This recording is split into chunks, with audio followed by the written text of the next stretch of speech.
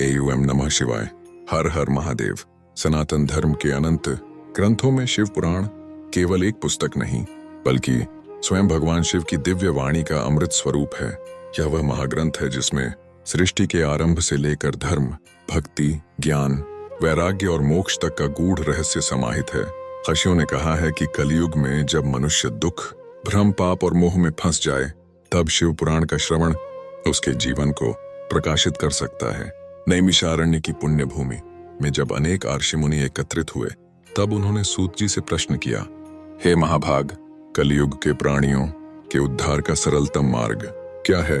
तब सूत जी ने अत्यंत करुणा और श्रद्धा से उत्तर दिया, हे मुनियों, भगवान शिव के महापुराण का श्रवण ही वह दिव्य साधन है जिससे भोग और मोक्ष दोनों की प्राप्ति होती है।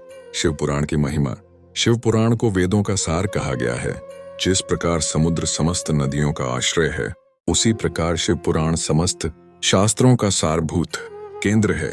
यह ग्रंथ भगवान शिव के निराकार और साकार दोनों स्वरूपों का वर्णन करता है। ये हमें बताता है कि शिव केवल संहारक नहीं बल्कि सृष्टि के आधार, पालनकर्ता और करुणा के महासागर हैं। शिव पुराण का एक श्लोक, एक कथा, एक नाम भी यदि श्रद्धा से सुना जाए तो वह जन्मों जन्मों के पापों को नष्ट करने की शक्ति रखता है। कलयुग में शिव पुराण का महत्व। कलयुग में मनुष्य का मन अत्यंत चंचल है, तप कठिन है, यज्ञ दुर्लभ है और गहन साधना सभी के लिए संभव नहीं। ऐसे समय में भगवान शिव ने स्वयं करुणा करके शिव पुराण को मोक्ष का सरल द्वार बनाया। जो व्यक्ति प्रतिदिन श्रद्धा से शिव पुराण सुनता या पढ़ता है, उसके पाप क्षीण होते हैं, घर में शांति आती है, भय दूर होता है, पूर्वज प्रसन्न होते हैं और अंततः शिवलोक की प्राप्ति होती है। शिव कौन है? शिव आदि हैं, अनादि हैं, वे समय से परे हैं, वे ब्रह्मा के भी मूल हैं, विष्णु के भी आधार हैं। जब कुछ नहीं था, न पृथ्वी, न आकाश, न जल, न अग्नि, तब केवल सदाशिव थे। उनकी इच्छा से शक्ति प्रकट हुई, शक्ति से सृष्टि का विस्तार हुआ।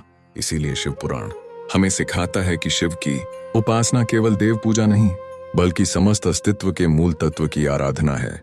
शिव पुराण श्रवण की कथा।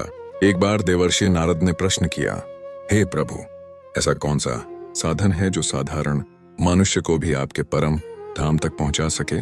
भगवान शिव बोले, जो भक्त श्रद्धा से मेरे पुराण का श्रवण करेगा, मेरा नाम जपेगा और मेरे तत्व को समझने का प्रयास करेगा, वह निश्चित रूप से मेरे समीप आएगा। यहाँ तक कहा गया कि जहाँ शिव पुराण की कथा होती है वहाँ स्वयं शिव पार्वती सूक्ष्म रूप से उपस्थित होते हैं। शिव पुराण सुनने की विधि और फल। शिव पुराण केवल कथा नहीं, यह साधना है। इसे शुद्ध मन, श्रद्धा और भक्ति से सुनना चाहिए। फल: 1 दिन श्रवण पाप क्षय, 1 सप्ताह श्रवण मनोकामना पूर्ति, 1 माह श्रवण आध्यात्मिक उन्नति, नियमित श्रवण मोक्ष। यदि कोई व्यक्ति शिवरात्रि, सावन, सोमवार या प्रदोष के दिन इसका पाठ करे तो उसका पुण्य अनेक गुना बढ़ जाता है। भक्ति का सार। भगवान शिव को बाहरी वैभव नहीं चाहिए, उन्हें चाहिए केवल सच्ची भक्ति। 1 लोटा जल, 1 बेलपत्र और निष्कपट हृदय, इतना ही शिव को प्रसन्न करने के लिए पर्याप्त है। शिव पुराण हमें बताता है कि चांडाल, व्याध, निर्धन, स्त्री, पुरुष, कोई भी यदि सच्चे मन से शिव का स्मरण करे तो वह शिव कृपा का अधिकारी बन सकता है। शिव पुराण और जीवन का संदेश। यह ग्रंथ केवल पूजा पाठ तक सीमित नहीं है, यह जीवन जीने की कला भी सिखाता है।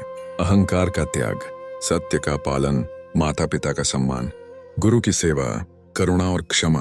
भगवान शिव स्वयं विरागी होकर भी जगत के हितैषी हैं। वे हमें सिखाते हैं कि शक्ति और विनम्रता साथ साथ चल सकती हैं। महात्म्य का निष्कर्ष। शिव पुराण का महात्म्य सुनना ऐसा है जैसे आत्मा को अमृत मिलना। यह अज्ञान के अंधकार में ज्ञान का दीपक है। जो व्यक्ति जीवन में कभी भी शिव पुराण की शरण लेता है उसका मार्ग सरल हो जाता है। कलयुग में यदि कोई पूछे मोक्ष का सरल मार्ग क्या है तो उत्तर है हर हर महादेव, शिव भक्ति और शिव पुराण। आइए हम सब भगवान भोलेनाथ की शरण में जाएं, अपने जीवन के दुख, भय, मोह और अहंकार को उनके चरणों में समर्पित करें। श्रद्धा से कहें, हर हर महादेव, हर हर महादेव, हर हर महादेव। अंतिम वचन। जो भक्त श्रद्धा से शिव पुराण महात्म्य का श्रवण करता है उसके जीवन में शिव कृपा अवश्य बरसती है। हर हर महादेव। जय शिव शंकर।